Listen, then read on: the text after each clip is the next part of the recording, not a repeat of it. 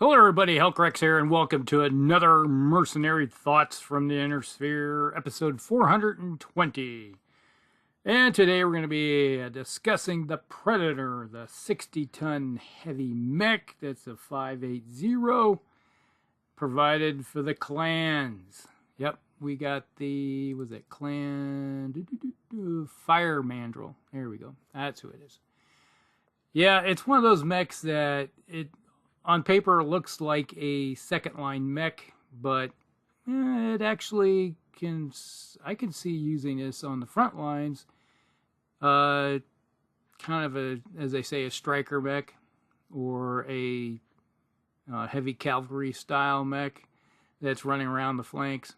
And being the clans, it has some good firepower, providing for what it's designed to do. And you know, it's a 5.8, so it has some speed. It's not going to be fast, but as a heavy mech being 5.8, that's pretty respectable. It falls under the category of most of the mechs that you see on the battlefield. Now, the Predator, like I said, 60 tons. It's a 5.80, has 10 double heat sinks, which is more than enough. It has 11.5 tons of just slab armor for 184 points. If they had initially put on ferrofibers for another half ton, they could have easily maxed out the armor, which is, what, 201 points for max. So they do rectify that in the second version. Now, weapons. We have an LBX-10 with 2 tons of ammo in the left torso and an LBX-10 with 2 tons of ammo in the right torso. That's some pretty decent shotgun style weaponry. And then we have an ER medium laser in the left arm and an ER medium laser in the right arm. All right, so you got some backup energy weapons. And in the right and left leg, we have an ER small laser. All right, in each leg. So you have a total heat output of this mech is 20, and it has 10 double heat sinks, so it runs cool. The only thing that's going to heat this thing up is outside forces such as infernos, a plasma cannon shot, or standing in some fire or something of that nature, or taking an engine hit. And it doesn't have XL engine. Well, it does have XL engine, sorry. So if it loses a torso, yes, it's going to take a couple engine hits, but you know, if you lost a whole torso, your firepower is cut in half anyway, so really doesn't cause too much of an issue. It will, but it doesn't. All right. Now, what I like about this mech is that pair of LBX cannons. I like the LBX over the Ultra Cannon, just to the fact that when you put it in shotgun mode, you get that -1 to hit with, making it a lot easier to hit your targets. And let me tell you, if you're a VTOL or a vehicle facing off against one of these mechs like this, and you're going to up the battle value, which is 1,754, you're most likely going to put a 3-4 pilot in this thing to help it hit a little better. So yeah, you're looking at something that, if you're a vehicle or like a VTOL or even aerospace for that matter, yeah, it's going to cause problems. Yeah, if you hit a VTOL, you get some shots that could hit the rotor. Yeah, that's only 1-point shot, so if you're using cluster munitions, but I've taken down many a VTOL with just cluster munitions like this. So yeah, works good. That's what I like about it. So it's one of these mechs that could get shoehorned into a force just to sit in the backfield, kind of like slightly behind the lines. If you're facing off against combined arms type forces, this mech will work good. You know, it's like, oh, you got some hovercraft coming around the flank, just aim this thing over towards them and just start banging away. It's like you get a hit and it's like, oh, 6 of them. You may have a good shot of slowing one of them down with 2 hits from this thing in cluster. So Yeah, it's like, let's say it's a 6-9 or moving, or 8-12 moving hovercraft. Suddenly it might find itself being in a 5-8 or a 4-6. Anytime you slow down hovercraft, they're lighter, don't have as much armor. You can give the thing a mobility kill just by dropping it down to no movement, or just a very slow movement, and then your other mechs in the following turns can turn around. It's like, all right, I'm moving my fire solution over to another vehicle to slow that one down, and the other guys are just like bang, bang, bang to take it out. It's like a 1-2 punch type of thing, and that's how I always use cluster munitions to take out vehicles as such nature. It goes the same way with tracked vehicles too. So anytime you can start slowing them down, it's like typical movement on most tracked vehicles is 4-6. You can drop it down to a 3-5 or a 2-4, move them down, and then your following forces can rip them apart, which is a good deal. That's what I like about the LBX cannons. And this thing carries 2. Hey, what's not to like? And you got 2 tons of ammunition, so really you could be throwing out solid slugs or cluster. And to be honest, I'm the type of person that would probably run, since you got 4 tons of ammo, I probably run 3 tons of cluster and then 1 ton of solid. Because, yeah, every once in a while, sending out solid, yeah, I got a really good firing solution, and I want to, there's no open spots. Let's say you're firing at a mech, and you look at it and go, okay, there's no open spots on it yet. It's like the first time you're firing it. I might throw a solid shot at it just to try to punch some holes in it. And then the next turn, then take advantage of said holes with more cluster munitions. Yeah. And then having 3 tons of it, that's probably how I would operate, is going that route. So what's not to like, right? Then you have 2 ER medium lasers backing this thing up. So yeah, your range bands of this thing pretty much going to be decently. So you got 18 with the LBX 10s, and then you got 15 with the 2 ER medium lasers. So, what's not to like about that? So once you get in within 15, you're throwing those 2 energy weapons downrange. And you don't have to worry about, it's like, even if you needed 12s with the 2 ER medium lasers, I am still throwing them downrange, because every once in a while something sticks to the wall. And it's only energy. It doesn't cost you anything. So I'm probably going to be throwing those downrange as much as possible anyway. So it's like, just firing, okay, don't worry about it. So I'm not worrying about causing myself any heat. So that's what I'm going to be doing. And if something does get within 6, you got the 2 ER smalls, and it's kind of like an afterthought weapons. Yeah, they do some decent damage, like equivalent like a inner sphere medium laser. But yeah, if you're within 6 with this thing, it's like, this might be interesting. Is it what's happening? You might have moved in behind into a flank or rear arc of some said mech or vehicle, and you just like, I'm throwing those things in too, and I'm going to see what kind of armor I can rip off and get into the nice juicy parts. And if it's not causing you any heat issues, throw them down range. That's all I got to say. Now, like I said, being a 5.8, I can see this being thrown into some type of star that is trying to run down the flanks for you, or hanging back behind some other heavies, maybe in assaults, just to follow up. It's like you got a couple of assaults in front of you, they're ripping armor off people, then this guy follows in behind him. It's like, okay, you take the armor off, I'm going to be firing last, and my job is to do clusters and do as many crits as possible.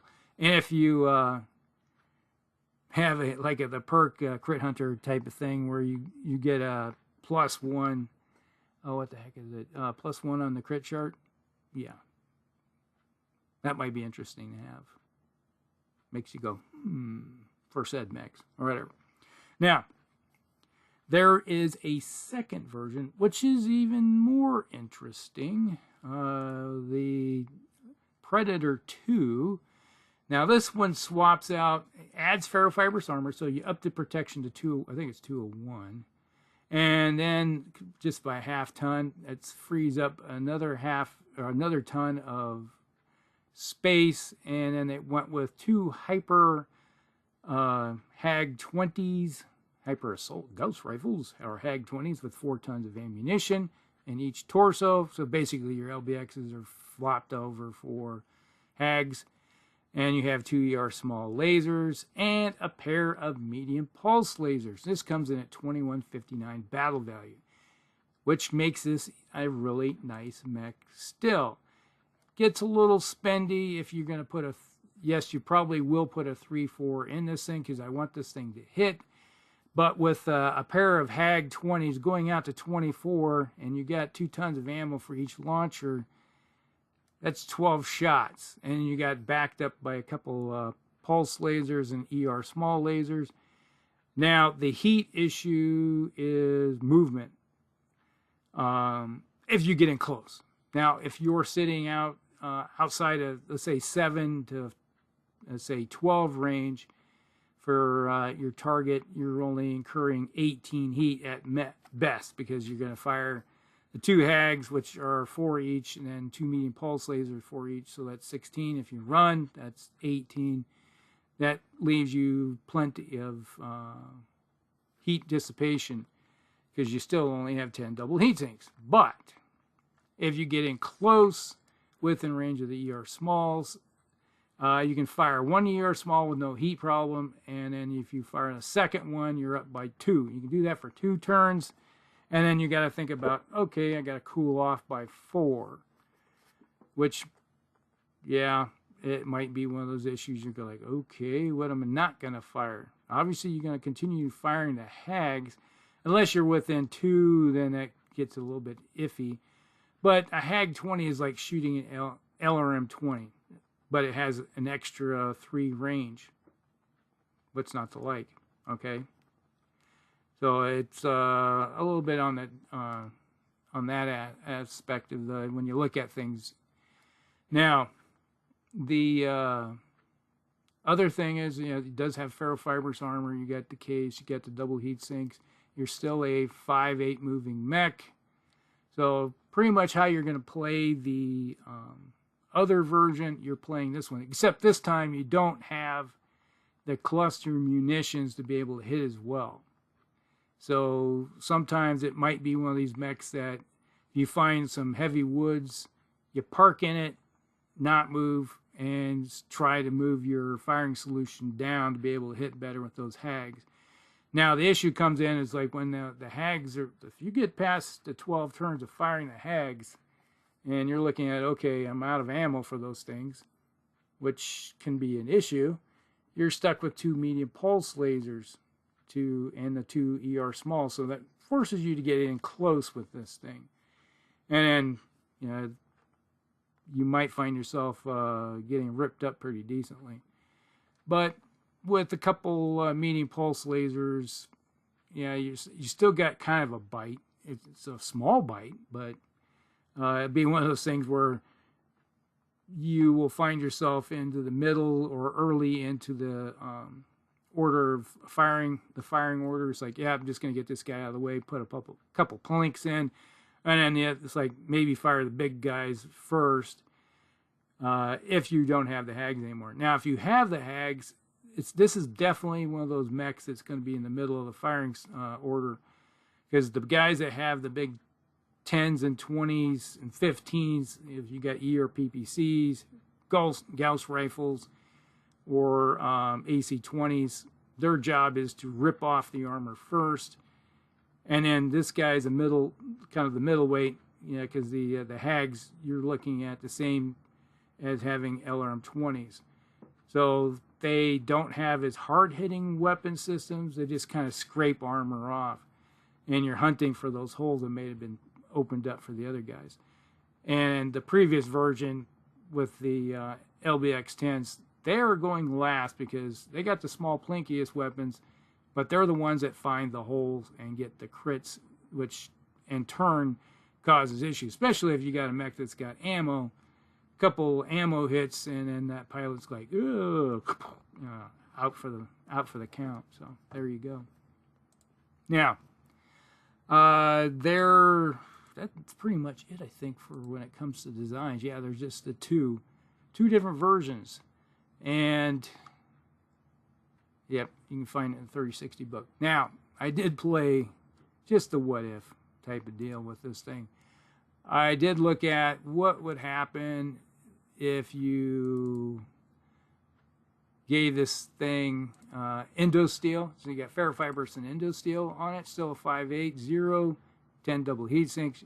You can add, have the 2 ER medium lasers, 2 medium pulse lasers, 2 AC 10 LBX 10s with your 4 tons of ammo, and then you get the 2 ER smalls. So basically, just by adding endo steel, you can add a couple medium pulse lasers along with the ferrofibrous, which kind of like takes the first version and then adds a second version slightly with the medium pulse lasers. And this comes in at base. Still, its battle value isn't that different from the original, just with the addition of the 2 medium pulse lasers. So yeah, that's not too bad. And I can see myself using that one. Let's see, we got the HAG 20 version. Let's see.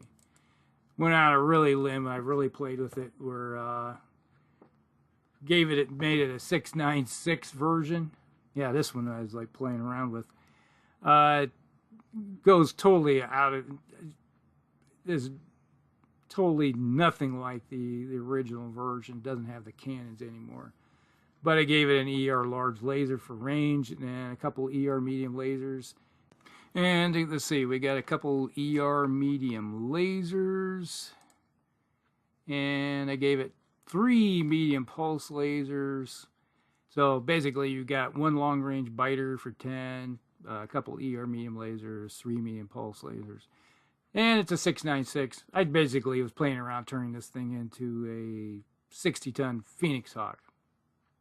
That was my thought process behind it. It was just something to play around with. Nothing like the original. So I seriously doubt, but it's pretty spendy. It comes in at 2,400 battle value. So something that probably never see the light of day. More likely, I probably use the original version with the LBX cannons. And if you went any route, take the original and give it, let me see here. Did I talk about that? Yeah, you can basically take the original, give it ferrofibrous armor, which I think frees up a ton of space. And you could even give it a upgraded 2 ER smalls to, say, a couple, maybe small pulse lasers, possibly. Go that route. Yeah, anything's possible. Or even give it tag and go that route. Yeah, anything you want to play with. All right, so pretty much that is the Predator in a nutshell. Not bad. I can see myself using this mech just for running around with the LBX cannons.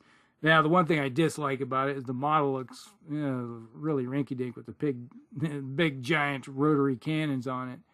When really you think about the rotary cannons, probably wouldn't look that big on a mech like that. But yeah, it's one of those things. It kind of takes away the aesthetics of it in some ways. But overall, not a bad mech to throw on the table. It can find itself some uses. All right, hope you guys like it. Like and subscribe, share it with friends, and we'll see you in the next one. Elk Rex out.